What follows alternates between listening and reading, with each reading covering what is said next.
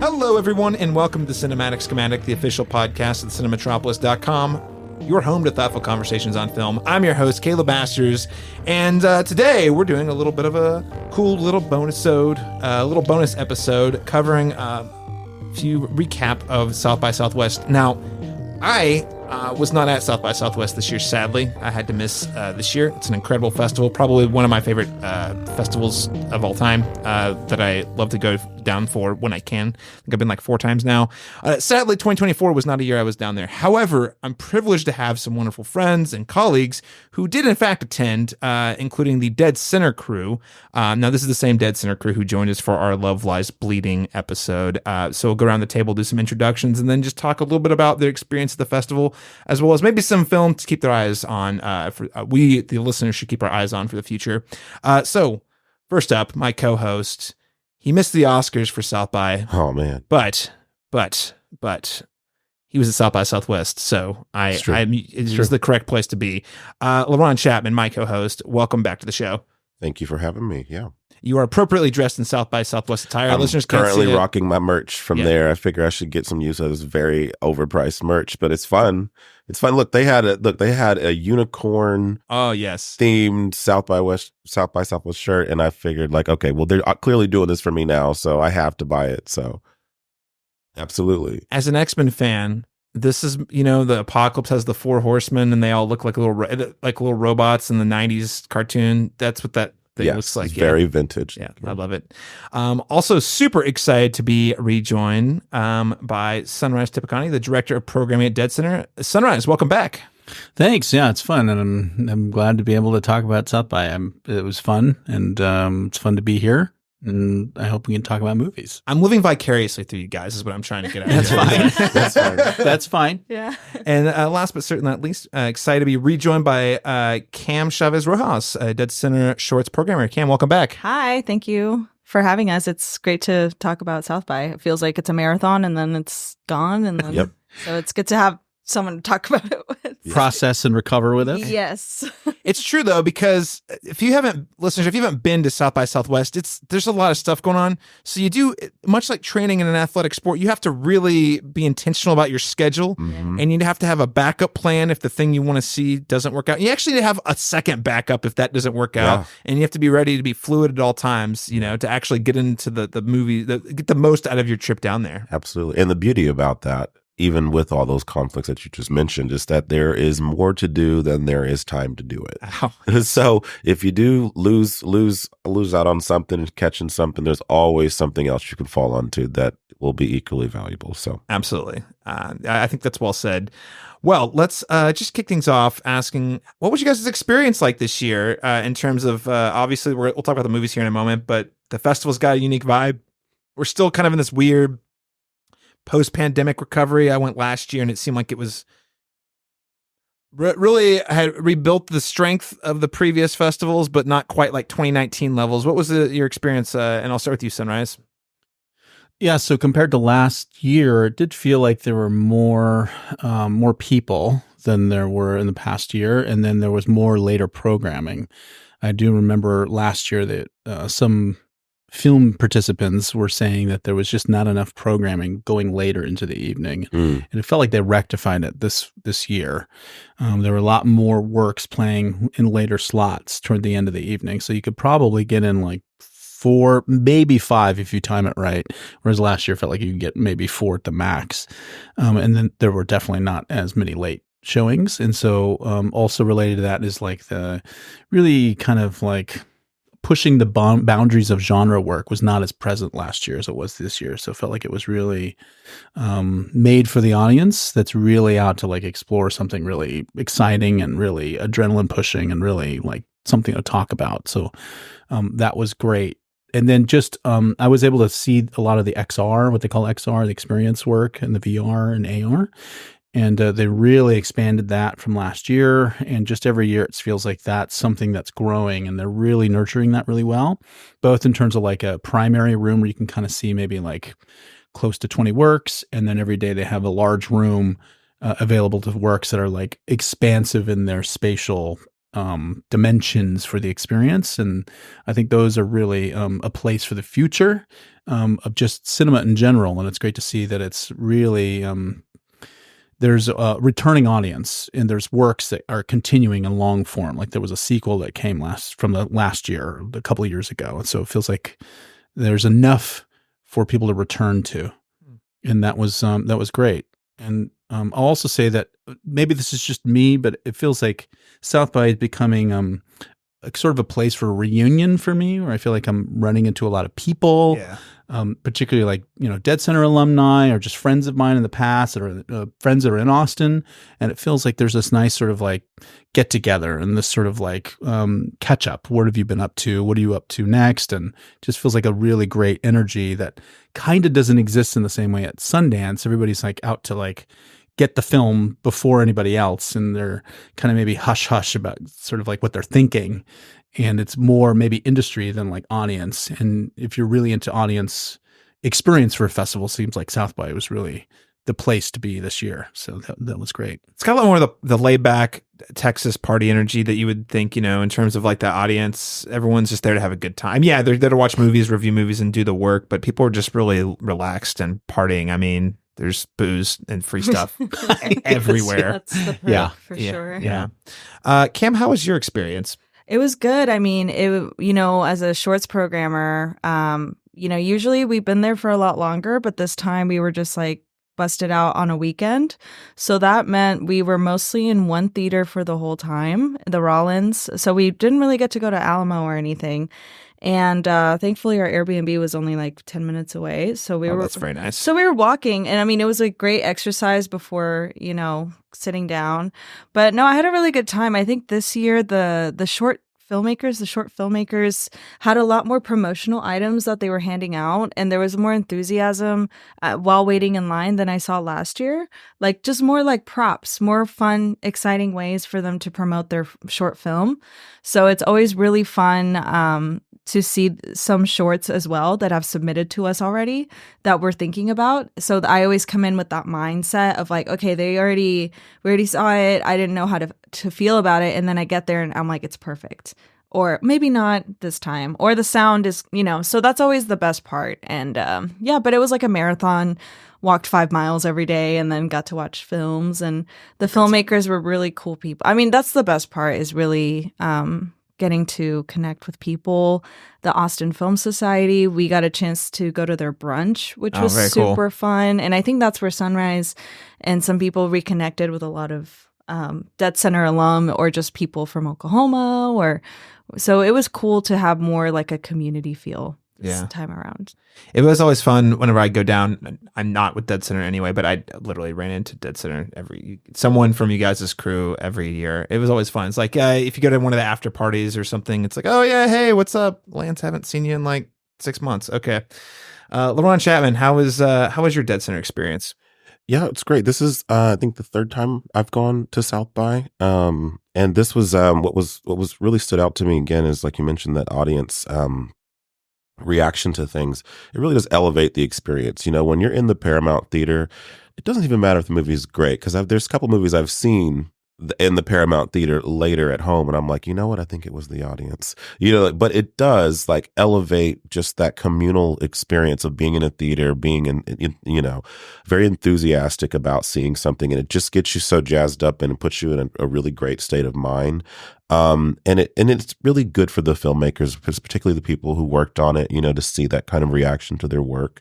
And so I had a nice hybrid of seeing some of the premieres and then and obviously being there for a very intended purpose. With deadCenter, we're going to these different, as a deadCenter programmer, we're going to these festivals to kind of get a sense for what's working. You know what I mean? Like what are people responding to? Like what kind of films are people watching? Are they interested? What kind of themes are we seeing trends with? And as Cam mentioned, like if there are films that have already submitted to us and maybe we like them in the comfort of our home, it's really important to kind of see it with an audience, to kind of see like this definitely lands. And we did that with a couple of them that just solidified a couple of choices that are down the pipeline. But so that was something that was really unique. And yeah, it was a good time. I love that city. You know, I love that. I love that the creative space there. It doesn't feel like Texas. It feels like its own island, you know, of creatives in one space, you know, and so it was a good time. Yeah.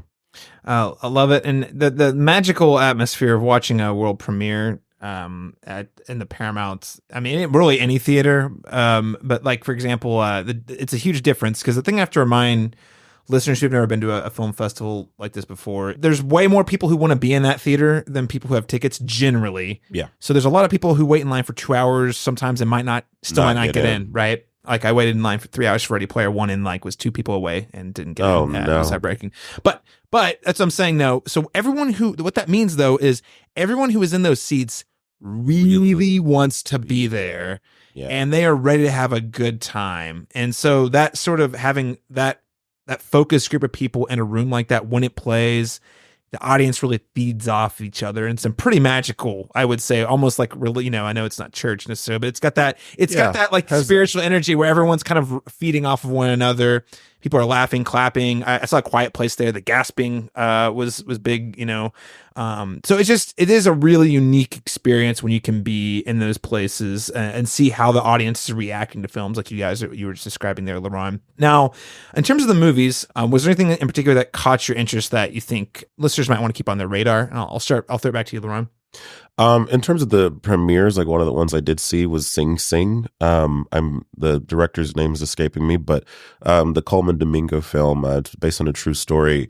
He's a man who's accused of a crime he didn't commit, but he's in prison, and it's dealing with all of these inmates who, you know, typically when we examine the prison system and the people inhabiting it, we don't really flesh them out as the human beings that they are. And I think what was really fascinating about this is, which I didn't know until the film was over, was that all of the actors that we are getting to know were former inmates at this particular space. And so they're now playing themselves in the movie. And so that was really cool because it added this level of authenticity to the performances that I felt, but didn't realize that's why it was there. You know, like they actually were these people.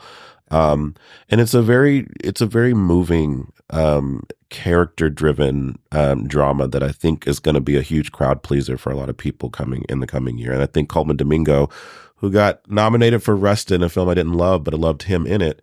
I love his performance in this more, and I love the movie. So I think you might actually see him in the conversation again next year at the Oscars. But in terms of like some of the shorts programs that we saw, there was one film that we saw during the narrative block shorts called Hello Stranger that I really enjoyed. And it's dealing with the trans experience of a trans woman. But what I loved the most about it was a document. Well, it wasn't a narrative. It was a doc short. Yeah, but there's a lot of narrative elements to it in documentaries that we've been seeing a lot more. Yeah, something that's interesting about we saw a whole shorts block of documentaries, and they felt more like films. Like they felt like narratives, and it's like there's doc elements in it. Yeah. Like they've infused, like obviously the way they're shot and everything, but the way they unfold, like some of them felt like this feels like a crime thriller. This is really cool. The way that this is a real person and talking about what's happening, but the way it's being employed is very, very, you know. Well, yeah, we talked about the pickpocket documentary, the shot player. Yeah. And that one it opened up the docs, right? But it is filmed like a 70s crime thriller. And the voiceover is this man who is like a legend in the pickpocket underground world of New York City. So him talking about how he does it. His process is just filmed recreation, right? Kind of like true crime where they recreate something. It's just him pickpocketing people on the subway. And then him talking about the guilt and the why and the addiction and the thrill. But it could have gone further. But visually, it was one that he had a great cinematographer. But then we were trying to figure out, does that count as a documentary, or how do we? It was a real person, a real thing, a real action. Yes. But it's just. But did they dramatize the pickpocketing type stuff? Yeah, but it doesn't feel that way. And but you realize at the end, I mean, clearly they wouldn't be filming the crime in the real time. They'd see cameras there. You wouldn't work that way. But it the way it has a naturalistic feel to it. But it's just with the score too is so underscored with just like something. very like, I don't want to say it was synthy kind of, but kind of Good Times kind of vibe. Yeah, very gritty. You know what I mean? Like, but interesting there. And just one more thing about Hello Stranger. It's just dealing. No, you're fine. No, it's dealing with like again the trans experience, but it's like this character is able to go through all the little nuances of what happens to the body during that process of transition. But there was one thing that they weren't able to get over, and it was the vocalization. They couldn't get that. The voice is still very masculine presenting, and so it's interestingly, dealing with like a movie we were just talking about, Love Lies Bleeding. It's like this idea of masculinity and femininity, and how everywhere seen you would think it was a woman, you would see a woman, but the voice is challenging that notion. And then it's that character reconciling with the fact that I can still be this.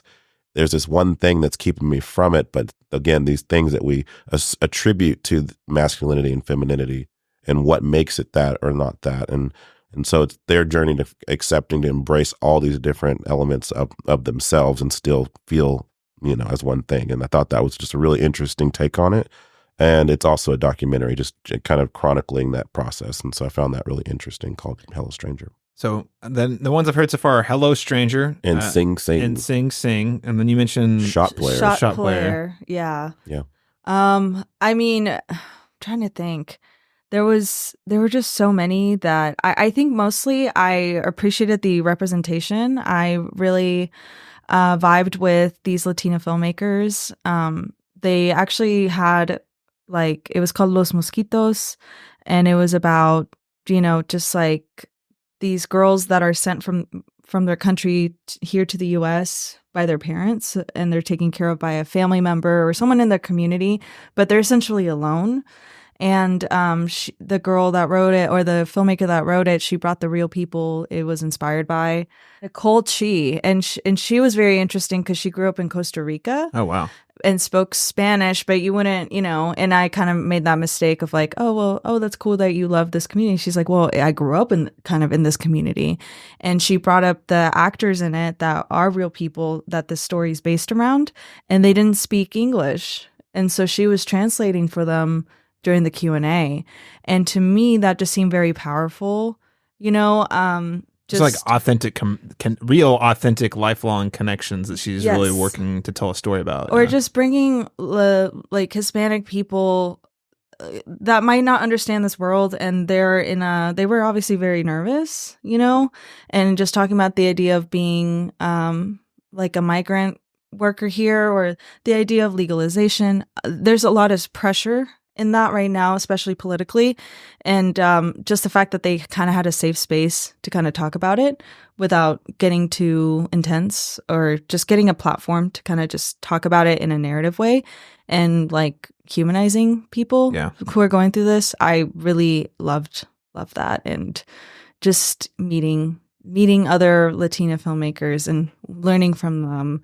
A lot of them have to create their own production companies because they can't get their projects off the ground. Yeah.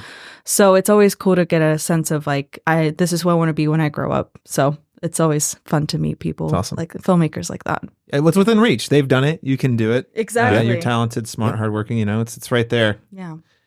Sunrise, what are some films you'd like to call out? Well, just in response to all of these, some of the thematic things that I was seeing is that there was this documentary called A House Is Not a Disco, directed by Brian J. Smith, and it was kind of looking at a community of what was considered to be a homonormative community in Fire Islands Pines in upstate New York.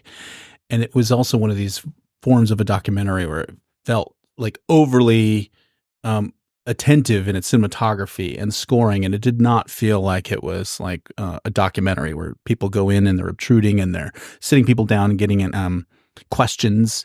They felt very integrated, and that's something that also came out in the Q&A, that they made an agenda. The director and the director of photography made this point to not go in without developing a relationship, without feeling like those that are a part of the community are guiding the conversation, and that the questions were not without some sort of guidance from the community. And it felt really interesting. It felt really intimate, and it felt beautiful. But also it was like recognizing where there are elements of the queer community that feel that they are not included in what was intentionally meant to be a utopic environment, but somehow was excluding backgrounds that were maybe not privileged enough to be able to buy a space. And so it's sort of reconciling with those questions. And part of the documentary was not quite sure how to handle that, but it sort of went back and forth about how comfortable people were addressing these particular circumstances, and that maybe the ideal is not the ideal anymore. And that was really interesting. The ideal for who, too, Right, Yeah. right, exactly. Which, I mean, that was a recurring theme, a lot about privilege. Paris would have talked about this. She can articulate this better, but in the documentary shorts block that we saw, it was a lot to do. It started off with people who had to do certain things like the pickpocket. There were Filipino women in the UK being abused because they came there legally and they have to work as a house cleaning, but then they get abused and they have no rights. So it started off like lower class, working class, and then you get to the quirky rich people with hobbies. So it's about puzzles, like a puzzle palace was insane. They had like 50,000 puzzles in their house. And I mean like puzzles that you kind of work with, like, you know what I'm saying? Yeah. And not the only puzzle documentary either. Like there was a feature-length puzzle documentary too. Yeah. Anyway, go on. No. But yeah, we were just talking about like who has the right to have a hobby or who has a privilege, So there was a lot of short blocks that you could see had to do with like the individual. It starts off with, working class people having to do something to survive and bringing attention to problems that are happening. And then it ends with just quirky rich people who are able to do things, and they have fun with it. And then, and it's great. And it ended off in a positive note, but then it's like, like now I gotta rethink some things, I don't know. What does that mean? Yeah. How should you feel about their radically different stories? And you can see the values of the different. And you can tell these, you can see that the filmmakers clearly had an interest in these peculiar people with a peculiar interest that is very niche. And like, hey, what if we just give this its whole platform? But like you said, like in terms of like, because specifically one thing I do love about deadCenter, and like you said, it's very thematic. Yeah. We let the movies that get submitted generate which blocks we make, like by what's resonating, what's the overlap. And I love that aspect of it because it's so impersonal to me when you go to a shorts block. Even with some of these, you're going in blindly. Know. It just says narrative block 1. You don't know what that means. You don't know what you're going in for. Do I need to invest 2 hours in this? Whereas with us, we try to at least give you a sense of what you're in store for, and if that interests you, you're going there for that reason. I think it's one of my favorite things about what you guys do. Yeah. So, sets the expectation from the get-go. And I think it's because that's what we want. You know what I mean? Like it's when we go to a festival, that's what we're looking for. So it helps that, to have a sense, of what you're getting into. And if it's too much for you or not, you can at least make a choice beforehand, So. For sure. But we make it easy, We try. We definitely make it easier than South by Southwest. Well, yeah, because like some people just want to watch something uplifting and just, they might not be ready to dive into the deep end of what shorts can offer, and that's perfectly fine. So if you're going to come and support us, there's your block for you. There's, but if you want to experiment, there's also other things there for you. So it's just, we try to make it easy for people. Like you want to support the arts, you want to support Oklahoma,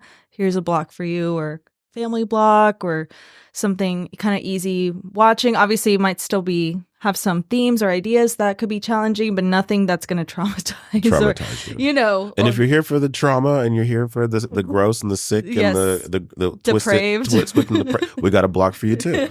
So yeah. Yeah. Love it. deadCenter coming soon, ladies and gentlemen. deadcenterfilm.org. Sunrise, I'll give you the final word. Anything else you want to hit on in terms of films or programming or the experience? 2 things I want to highlight there from South by Southwest. In the VR section, there was this experience called Soul Paint. And the idea was that you put on a headset, you put on headphones, and you're given the ability to basically utilize the technology's body mapping circumstance where it's like following your body, and you're able to sort of like take this virtual paint palette and virtual paintbrush, and you dip it into the palette on your left hand and the brush on your right, and then you paint into a mirrored image of your body. How your body is feeling is sort of like the guidance. So like, how does your body feel in different areas? And so you paint, and there's different sort of like brush strokes and patterns and colors, and you can make all sorts of, virtual 3-dimensional shapes, and they stick to your body. So then as you move around, you can kind of see how your body looks in terms of how it feels. And then there's sort of like a documentary element where you're able to record the way that you're thinking about your body and what the colors mean, and then it will play back later. So you kind of go through all of this experience of painting, recording your voice, and then later you hear and see other people's reflections of themselves. So there's really interesting sort of like historical relationship across all these other people in this virtual space. It's cool. Yeah, it was very cool. It felt like there's many therapeutic approaches to this technology, and it's not just like fun and games. It feels like it could help communicate. Absolutely. Yeah. So that was really incredible and very popular. Like the lines were very long for that particular experience. I'm glad you highlight that just real quickly because, firstly, I love that there's a very practical application for how that could be used in a lot of different ways outside of just entertainment. It seemed, and forgive me, you guys will remember the name of there was the virtual experience that you guys had at deadCenter last year was the body dysmorphia. I'm totally drawing a blank on the film, but it won an award, right? Yeah. Yes. It was very impressive, but that was another experience when I'm watching it. It felt like the empathy machine analogy, where it's like, yeah, this is what people who experience this feel like in the moment. Yeah. Anyway, I just want to pause, and I like that you called that out, Sunrise, because there's a very practical application, I think. Yeah, a lot of utility for sure. And there's virtual, like the special VR, AR type experiences that South by Southwest and deadCenter offer. Yeah, and that was Body of Mine. Body of Mine. So Body of Mine from Thank last you. year. Yeah, best virtual reality film. So yeah, that was really incredible. And there's a lot of really amazing things going on in VR, just in terms of the telling space, but telling story space that's there. But one that's very conventional, I think everybody will probably anticipate in terms of like the fact that it's just a single channel feature film to move away from virtual, but Y2K, directed by Tulsa's own Kyle Mooney. Real? Yeah. Okay, I was hearing a lot of crazy buzz about that. That's an Oklahoma filmmaker? Yeah, Kyle Mooney. Yes, absolutely. Who was an Breakspeed. SNL. Yes, absolutely. But as in Breakspeed Bear. Yeah. Returns with a We sophomore were both feature. there opening night. Yeah. So, yeah. Yeah, Not opening night now. How many hours did you wait? I have to know. I waited. So here's my thing. I'm a seasoned festival goer. I know if I want to get into it, I got to get there early. People are going to think you're insane. And why are you going there 2.5 hours early? I was like, because I want to get in. Yep. And they're like, you're going to wait that long? We can get there an hour before. I was like, yeah, you can try it. And then No. you won't get in. And so that was one I waited at least 2 hours for. And because it was the Paramount, it really does depend on the venue too. Like you wait longer if you go to the smaller venues, then you might want to get there even earlier. But the Paramount does host like about 1,000. It's close to, I feel like it's 700 or something. Okay. Yeah, it's close to 1,000. It's a pretty large theater. It's very large. Most people get into that one. Yeah. Most people I think it's such a beautiful theater. Sorry. it is. It's really ornate. It has that old timey vibe that I love. And but we saw Y2K there, and that was one I knew nothing about going into it, but I can assume from the title that it was going to be dealing with, that period of time. And what is it? Rachel Zegler is one of the leads in it. The other two I'm blocking, but in general, like if you were a tween during those years, which I was, during that little, like we had all these philosophies and conspiracy theories about what was going to happen. Many things that haven't come to fruition. But this movie imagines the worst case scenario should all of those things happen at once and one time, AI, everything. But, I say maybe it did happen. It just didn't happen on that date because AI is starting to take over now. But that being said, it's a very comedic, I wouldn't call it horror, but kind of a campy, bloody romp of sorts. Like a teen film that has definite, there's gore in it. Let's just put it that way. But it's also, it imagines if you are nostalgic for the early aughts and the music of that time and the references of that time and the clothing of that time, then it will definitely be something for you. I don't know who it's for outside of that because it is very. We're millennials, Laron. It's for us now. It's definitely abbreviating like a specific. I don't know about that. I mean, like there was somebody who was probably a millennial sitting next to me on my right, and they were not getting a lot of the references. And a lot of the front audience was getting a lot of those references, like deep cuts about like, whatever was popular at the particular time, including like, sounds and chimes and all that. But I don't want to spoil the really fun. I won't. Don't do that. I will not spoil the very. Laron, you can't. Don't spoil. Already gone. Have I gone too far from the Brigsby Bear Kyle movie until just now? Don't ruin this for me. Okay, I've gone too far. But you're in for a treat if you liked a certain genre of music during that period of time. And it is sort of a love letter to that particular time, just in terms of music, and even like the ultimate message in the end of the movie are related to music and how it's really important in our lives, despite its intertwined nature with technology today. It feels like it's really praise for things that maybe have gone overlooked since that period of time. It spoke to me being of that period and being that age during that period, because you could even tell from the young cast that was in it, they clearly were born in 2007 or beyond. And so, I mean, Rachel's. So they really can't know what this was like. You know what I mean? Like, so that's the one aspect of it that I do think it's only going to have so much traction with so many people. But what I meant to say is, like, I think there is a fascination from shorts I've seen. There is a fascination with late 90s, early 2000s that even Gen Z is interested in, with fashion and music and stuff. So I think, maybe they don't get it, but they're going to watch it and they're going to pick up on the references, or they're going to look up the music. Yeah. So I think it's an interesting way of like introducing that period. Yeah. Because there is a fascination with it. Like, I'm on TikTok way too much, and there is, an obsession with finding movies from the past and discovery and the fashion and all of that. So I think it is there. I think there's an audience there. Yeah, I mean, the way you're describing it makes me feel like it functions like the Blues Brothers. When I was younger, it was like, what are all these cool musicians?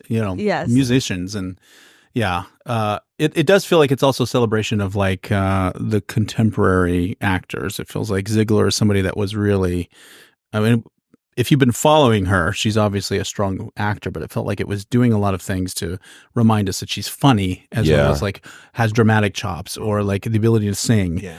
And that was really strong. And then just Jaden Martell and Julian Dennison, I feel like those are actors that I think are rising in various ways. And it was sort of like giving them a lot of things to do and really making us value them as young people that are going to replace this past.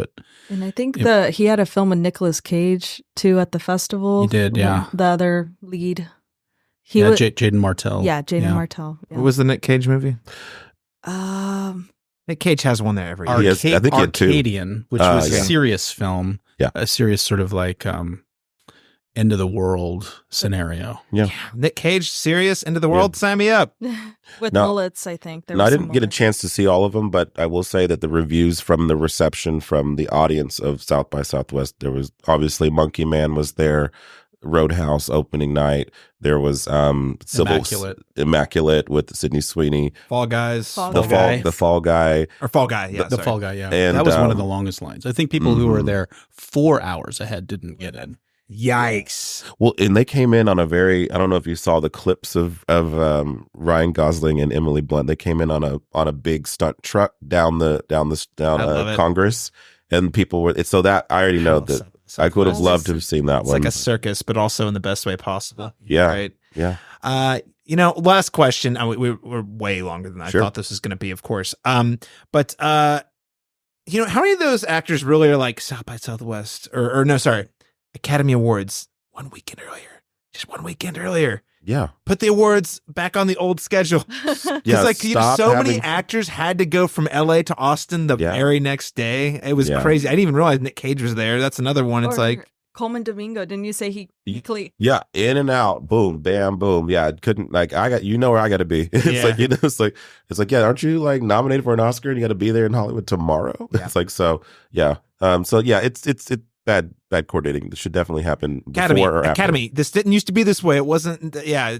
Go back to the end of February or something, or a different weekend in March. Yeah. All right, listeners. Well, hey, that's all we have time for today. Laron, Cam, Sunrise, thank you guys so much for giving our listeners just a little bonus treat. Listeners, you've got a little bit of homework. Follow up on all these movies, check them out, and if you're on Letterboxd, add them to your watch list. And of course, keep your eyes peeled to deadcenterfilm.org for more. Thank you so much for joining us, everyone. We'll catch you again next time.